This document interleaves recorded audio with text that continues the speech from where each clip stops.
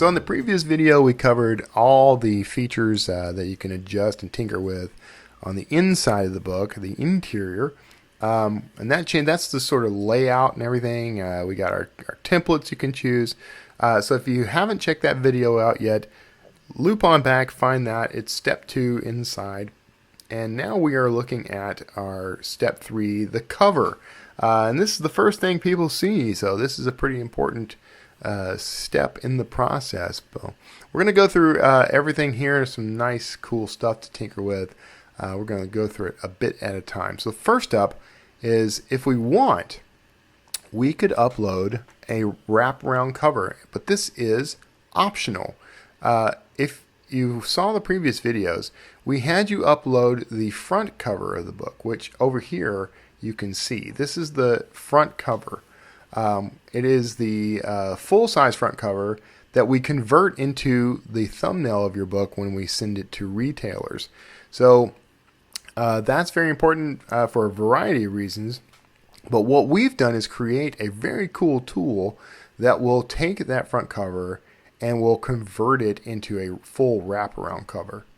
And with that, you get a lot of options. So we're going to come back to the custom cover in a moment. I want you to see the full wraparound cover that we create for you.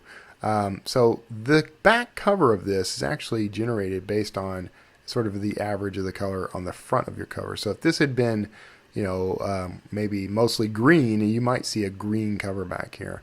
But we had this gold border, and so it switched it to gold, and it defaulted to black text because we have some coding and rules in place that determine which color text is going to look the best for a certain color background. So part of our auto-generated cover is, this is the front cover that you supplied, but then we create a spine and we create the back cover. On the spine, you have your author name and your title. And don't worry if those positions bug you. We're going to get to that in a second. But here is that cover copy that we, the book description that we wrote in a previous step. So including our little CTA and everything. And so you can see you've got this much space to put that stuff. So you can write a fairly long description, and we've got it limited to about the spot we know will start to overlap other elements. But there's your book description. And if you notice something you don't like about it, well, good news, there's a way to change that, which we'll cover in just a moment. We include your author photo and author bio, and these are what you provided to us when you went to My Accounts and you went to the contributor profiles. You can create all that there. So we automatically generated that, and we generated the ISBN based on the barcode rather, based on the ISBN, either the one we provided you or the one you provided yourself. So we automatically generated this. Is one of my favorite tools. It's just very cool. Now down here we get some options for modifying this cover. And because we are using our automated cover, we can actually modify quite a bit. Now if this was a custom cover, we'd have some limitations, which we'll cover in a moment. But right now we're taking a look, and the first thing we see is our cover finish. There is a little bit of information here. So matte book covers are less reflective and can give your art a more natural look. It won't show small scratches, fingerprints, or scuffs. Glossy covers show deeper, darker colors. So right now we're set to glossy. We could switch to matte. You won't see any difference here, but it will affect the outcome of your book when it goes to print. For books like this one, nonfiction books in particular, I kind of prefer glossy. So, but you could choose either one, and it will, like I said, you won't see anything happen when you do this. It all happens on the back end. Now, beneath that section, actually, we have our text color and background color. If we hover over that, the text color of all the text information on your spine and back cover. This does not include any text on your front cover. You can undo up to one step. So if we change the color here, let's say that I change it to this sort of goldish color and save, And once it updates, actually, you have to go down and you have to apply changes when you make changes. That is something to note. But once it updates, we see, oh gosh, I can't read that. So we can actually come right back here and back up, and it takes us right back to the last thing that we did. So that'll only go up to one step, so be aware of that. So, and after each change, of course, you have to hit apply changes, and it'll get applied to the book. You can do the same thing with the background color. You can click here, and this is where, by the way, you can enter a hex color. You can enter, if you have your RGB values, you can do all that. I'm going to go ahead and I'm going to choose one. You can play around and make this work for you with whatever colors you want. And if you happen to have the hex color, you can just drop it right into these boxes. So I've changed this to a sort of neon green, and do not like. I don't want that color. It just looks awful with that gold. So I'm going to go ahead and reverse that, and I'm going to come here and hit apply changes. So there we are. We're back to our very nice looking gold cover, which goes very well with the front. I think that's perfect. I'm just going to leave it alone.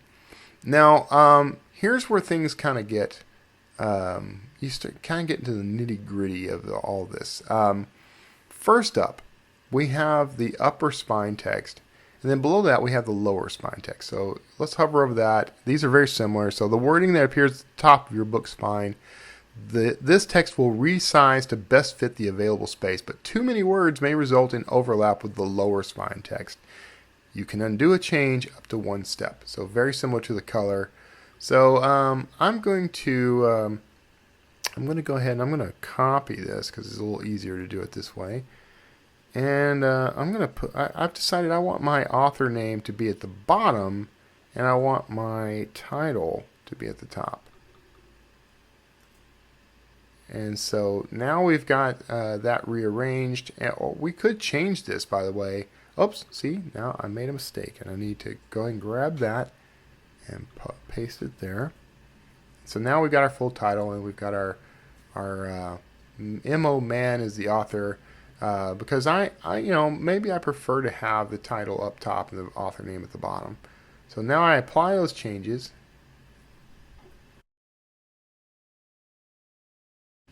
And as you can see, there's our title now at the top. There's our author name at the bottom.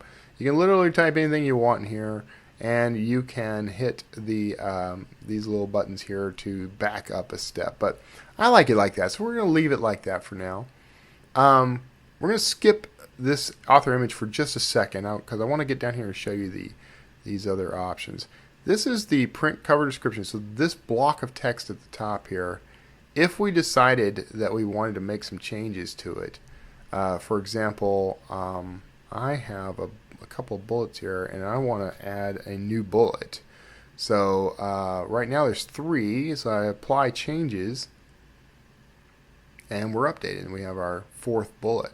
Let's hover over this though, because there's some information we're going to want. This description is copied from your ebook description. Any changes you make to this field will not be applied to the ebook version of your book description. You can undo changes up to one step. Now, in our case, we did not create an ebook, but if we had an ebook, it would not alter the ebook description. So that's important to know. And then we can use this little guy to back it up a step. We can do the same thing here with our back cover biography. We can change our biography, and it will not affect the ebook biography. It will only affect the print book biography. So just wanted to cover that before we get into this next step, because there's some this one may be a little tricky. So we're gonna only tricky, and then I just want to make sure that you understand that first, this image is being generated automatically, but if you change it, it can get a little difficult. There's no way to back this one up a step. So right now, if we hover over this guy, this image is automatically pulled from your contributor profile. When available for best results, upload an image that is 300 pixels by 300 pixels at 300 ppi, or you may have heard that referred to as 300 dpi. Pixels per inch, dots per inch. This is the same, different verbiage for the same idea. click the X to clear your author image. So that's why I didn't want to do this first, because I wanted to play around with this and show you what's going to happen. Because there's no way to back up once you've done this. So this is the contributor profile photo that you set up when you went to this page, actually, which you get to by clicking on My Account. So you'd click on My Account and it would take you here, and your contributor profile would be set up there, and that's where you can put your bio, your photo, and your website. But let's say that we decided we don't want an author photo. Mr. Man doesn't like it. So we're going to clear it. And oops, did not mean to activate the dictionary. So I've hit that X. Nothing happens, remember, until we hit Apply Changes. And there you go. So we no longer have an author photo, and Mr. Man's privacy has been protected. But then let's say we're thinking about it and we realize, we really wanted to have that photo after all, or we wanted a different photo perhaps. Now we can come over here and we click this Browse, and we would find our way to another photo. Let's see, I think it came right here. So there's our photo of Mr. Man. So I can go ahead and I can hit Upload. And remember, you have to hit Apply Changes. And there we are. Our photo is back. And we could have done the exact same thing with a different photo altogether. Pretty much any photo you want, as long as it fits this criteria of 300 by 300 at 300 ppi. And we can always remove this again or upload a different photo. So very good to know. And now we're going to go up and we're going to take a look at an alternative to the auto-generated cover, and I think you're going to dig this. Now we're going to go back up top, and this time around we're going to actually upload a custom print wraparound cover, which we can do right here. Upload custom print wraparound cover, and of course this is an optional step. If you hover over this, it says we accept PDF and PNG files. Now I happen to have a file, but what I'm going to do first is download this blank template. This is very handy because once you've downloaded that, and I'm going to open it, it's going to open in a browser tab. Opened in preview. So it sends this down, and this is a PNG file, so it's going to open in whatever application you have set to default for that. But let's take a look at this real quick. One of the advantages of this is this template is, when we generate this template, we base it on the page count of your book and the trim size of your book. So you can see here's the trim size that we selected, 5.5 by 8.5, and we'll even give you those numbers in metric if you happen to be in a region that uses the metric system. And then we have the spine width, which is 0.24 inches or 6.1 millimeters. We admonish you here to please do not include this overlay in your final artwork. Everything visible in your digital cover will also be visible on your printed cover. So some designers will take these and they will shift the transparency, and the opacity of it, make it transparent, and overlay it on their design so that they can move things around and make sure that they are in the right spots. But if you forget to turn that off, then you're going to have this red and blue line on your cover. So over here we get a breakdown of what these are. So the red area, this area is expected to be trimmed off. So this is your trim. So that's going away. So anything that's in that area, that zone, is going to disappear when the cover is cut at the printer. The blue area is, this area is a trim safety zone. This area allows for a certain margin of error when trimming your book and may or may not be cut off. Please do not place important features of your cover in this area. So, and then this colorless or white area is safe for your photos, artwork, and text. So the gist of this is, consider the white edge of this to be the edge, the safest place to place anything. So you could move this text all the way up to that edge, but if you move it into the blue area, it may actually get cut off. It's sort of a 50-50 chance. So ideally, you want to have the image of your background overlap all the way out past the red, and then only have the important stuff that has to stay on the cover, like the text, any photos that need to be fully visible or whatever, inside these white zones. The caveat for the blue stuff getting cut off is the spine. So here is the spine itself. You can see these little margins. So you would want to keep any text that's on the spine within this area. So that'll keep that safe. And then of course down here, this yellow block is reserved for the barcode.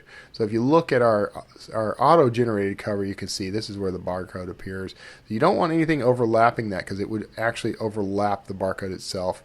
And frankly, if you send it and it does overlap, we're going to tell you. Or rather, it's not going to overlap the barcode itself. I'm sorry. What's going to happen is the barcode is going to overlap whatever you put here. So if your author photo is here, the barcode would overlap it there. So sorry, I misspoke there. So now that we have this template, we can take this into an application like Photoshop or even Canva or any graphic editing application. You can give this template to your designer if you've hired a designer to let them know what your trim size looks like and what your margins, while your regions look like. So that'll make it easier for them. So I'm going to go ahead and quit this preview. And back over here, now that we've got our template and we've designed our cover, we can go ahead and upload our cover. Before I do that though, I want to show you a little feature. So this is the show guides and crop lines. I'm going to turn that on. And you can see now that just like we saw in the template, there are these blue and red lines. So this is what it would look like, by the way, if you left these lines turned on and semi-transparent over your cover. It would go to the printer like this. However, these crop lines that we turn on and off here will not transfer over. So you can actually leave this on if you want just to use as a guide. It will not go with your cover. And I'm going to leave it on through the whole process just so you see that. So, okay, finally, we've teased it enough. We're going to come over here and click Browse. And we're going to go and find our cover, which I have as a PDF. And you can see right away, it's not a great deal different than the cover that we auto-generated. But you can see that we have our author photo and bio in a different little spot next to the barcode. And we have a different font for our background. We didn't include any spine text. We decided we didn't want that. So now that we've selected this, let's hit open. And there you go. So we've got this layout, and it's looking pretty good, except, we got a couple of issues. So down here in the lower left corner, we can see that our author photo overlaps that blue line a little. This is going to be a judgment call because some of this photo is going to remain. The important parts of the photo are here, so that's what we care about. If his face was overlapping this blue line, that would be more of a problem. So what we've got is a scenario where this image has been placed here so that it can potentially go all the way to the edge of the trim. To really be safe with it, you would want to take this and make sure it goes all the way to the edge of this red line. But here we're saying that, well, this part doesn't matter as much to us. We just want it to carry over as much as possible, as close as possible to the edge. And so this is a way to accomplish that. The problem is that we have some text on our cover that overlapped that little box for the barcode. So now the barcode is actually cutting that off. Unfortunately, that'll get this rejected when it goes through our process, so you'd have to adjust this. So this is one of the reasons we want things like the guides on, but we also want to preview this cover. And if you happen to overlook that and hit your publishing and it goes through the process, what would happen is one of our people would spot it and as a kind of quality check, and then he'd come back and tell you that something's wrong. But the good news is we don't have to worry, because even though our cover didn't pass muster, we can go get it fixed and we could re-upload it up here, and that would be fine. Or we get this message when we upload our own cover. It says you're currently using uploaded print, your uploaded print wraparound cover, you can go back to using your D2D provided print cover anytime. So that cover is still there. So I'm going to go ahead and I'm going to just click it because we don't want to spend the time to go and mess around with reformatting our existing cover. And we've decided this looks good enough. So so now I'm going to take this, and I've checked everything. Everything looks exactly the way I want. And I'm going to go ahead and I'm going to click Save and Continue. And that brings us to the final step, which is the publishing step. And we are going to talk about this and some more stuff in the next video. So tune in there.